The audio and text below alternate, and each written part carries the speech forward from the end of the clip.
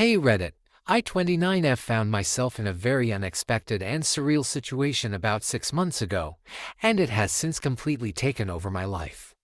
This all started when I stumbled upon an abandoned aquarium while exploring an old coastal town. What I found inside was heartbreaking and led to a series of events that I could never have anticipated. It was a dreary afternoon when I first came across the building. I was on a solo road trip, taking some time off work to clear my head. My job as a freelance writer allowed me the freedom to travel, and I often found inspiration in the most unexpected places. The aquarium was situated at the end of a deserted pier, its sign weathered and barely legible. Intrigued, I decided to take a closer look. The front entrance was unlocked, and I pushed the door open with little resistance. Inside, the place was a mess: cracked glass, peeling paint, and the smell of decay. But what struck me most were the tanks. Some still held water, murky and green, and I could see the faint movements of fish and other marine animals struggling to survive. I walked further inside, my heart breaking with each step. There were seals in a small pool, lethargic and thin, and a lonely dolphin in a larger tank, swimming in slow circles. It was clear that the place had been abandoned for a long time, yet somehow, these animals had managed to cling to life. I couldn't just walk away. I had no idea where to start, but I knew I had to do something. I went back to my car, grabbed my phone, and began making calls. I contacted local authorities, animal rescue organizations, and anyone else I could think of who might be able to help. The responses were mixed. Some offered sympathy but no assistance, while others promised to look into it but never followed up. Feeling desperate, I decided to take matters into my own hands. I returned to the aquarium the next day with supplies: food, clean water, and basic medical supplies.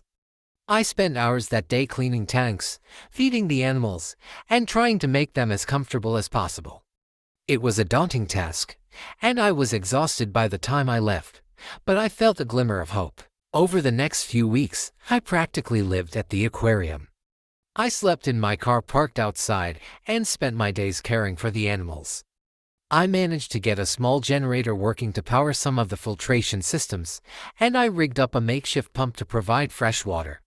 The progress was slow, and there were days when I felt completely overwhelmed, but I was determined not to give up. One of the biggest challenges came when I was cleaning the dolphin tank. The dolphin, which I later named Luna, had become more active as her health improved. One day, while I was scrubbing the algae off the walls, Luna became agitated. She began swimming erratically, and before I knew it, she had knocked me off the small platform I was standing on. I fell into the tank and was immediately disoriented. Luna, in her panic, kept bumping into me, and I struggled to stay afloat. For a few terrifying moments, I thought I was going to drown. But then Luna seemed to calm down and nudged me towards the edge of the tank, allowing me to climb out. Shaken but unhurt, I realized how delicate and unpredictable this work could be. Despite the near-drowning incident, the days turned into weeks, and slowly, the aquarium began to show signs of life. The fish started to swim more energetically, the seals gained weight, and Luna seemed happier. I documented the entire process on social media, hoping to raise awareness and attract more help. The response was incredible. People from all over the world reached out, offering donations, supplies, and even volunteering their time. With the additional help, we were able to make significant improvements. Local businesses donated materials, a few veterinarians volunteered their services, and slowly, the aquarium transformed from a place of despair to one of hope. We even managed to open it to the public on weekends, offering tour and educational programs to raise awareness about marine conservation. However, my joy was short-lived. One morning, as I was preparing to open the aquarium for visitors, a group of police officers arrived. They informed me that I was trespassing on private property and that I was under arrest. It turned out that the aquarium still had an owner, a real estate developer who had abandoned the project years ago but had never relinquished the property. He had seen the publicity and decided it was time to reclaim his asset. I was devastated. I had poured my heart and soul into saving those animals, and now it seemed like it was all for nothing. The police were just doing their job, but as they led me away, I couldn't help but feel a deep sense of injustice. The arrest never made headlines, but the public outcry was immense. People rallied behind me, and a petition to drop the charges and save the aquarium quickly gained thousands of signatures. The media attention also put pressure on the real estate developer, who faced a backlash for his neglect and sudden interest in the property. In the end, the charges against me were dropped, and a nonprofit organization stepped in to take over the aquarium. They had the resources and expertise to properly run it, ensuring that the animals would be well cared for. While I was relieved, it was bittersweet.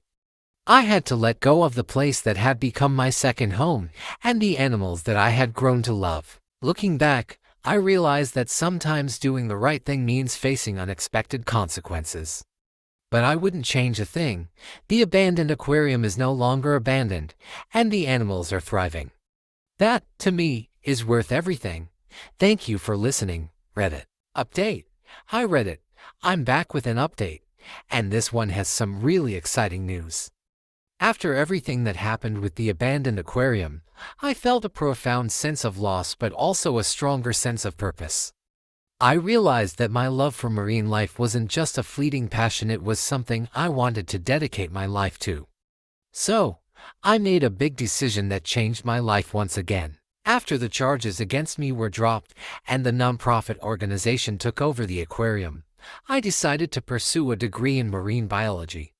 It wasn't an easy decision, especially since I was already in my late 20s and starting over felt daunting, but I knew it was the right path for me.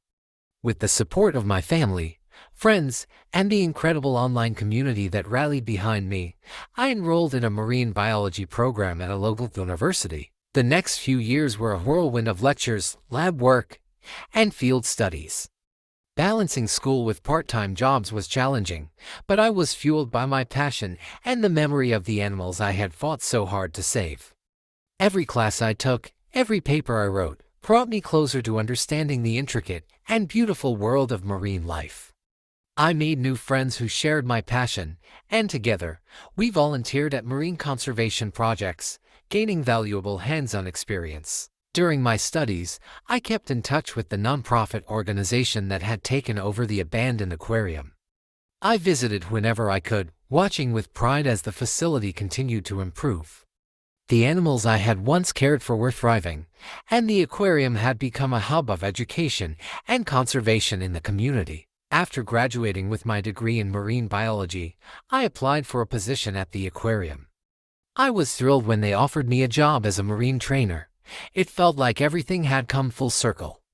I was back where my journey had started, but this time with the knowledge and skills to truly make a difference. Working as a marine trainer has been an incredible experience. Every day, I get to interact with the animals I love, teaching them new behaviors and ensuring their health and well-being.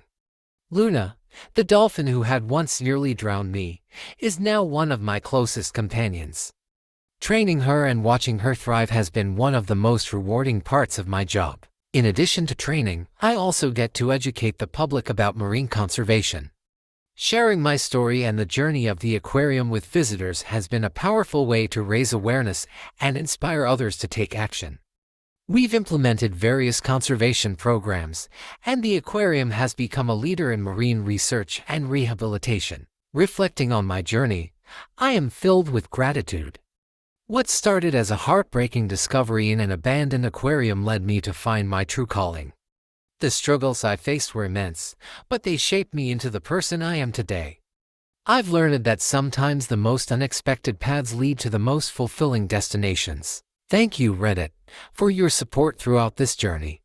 Your encouragement gave me the strength to pursue my dreams, and I am forever grateful. If there's one thing I've learned, it's that it's never too late to follow your passion and make a difference. I hope my story inspires others to do the same.